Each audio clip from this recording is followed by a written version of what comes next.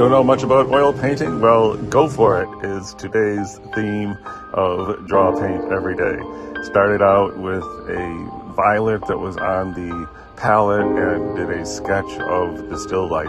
Always have a hard time picking out subjects for a still life. Yeah, I'd like to get a vase, a metallic copper teapot looking thing would be good. Anything but what I have seems like better. So anyway, laying down a bunch of paint here, and the metallic bottom of the vase, I gave up on that immediately and decided we're going to do an abstract representation of that area.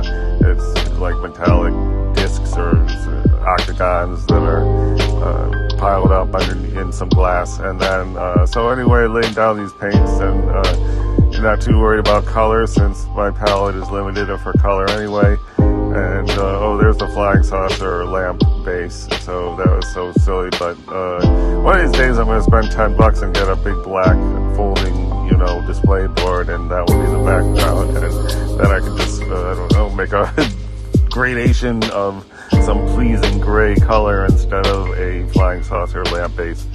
So here I'm trying to add detail in the base where we determined we're going abstract. Oh, there's a sideways shot. How about that?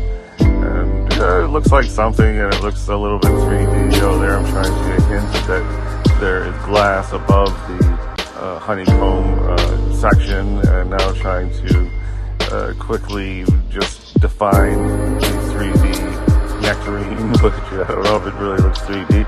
Not really supposed to use, straight white, much less black, and I put a lot of white and black in there just because I don't seem to have the colors. And here I thought, well, I'm almost done, except that front area looks really silly, so I tried to wipe it off with a towel. And here, I don't know what's happening here. Nice photo angle. And there it is. Ta-da! The big finished product. Art fun. Oil painting. And there's the shot from a distance. The lamp looks so dumb, I think there's going to be a part 2 to this.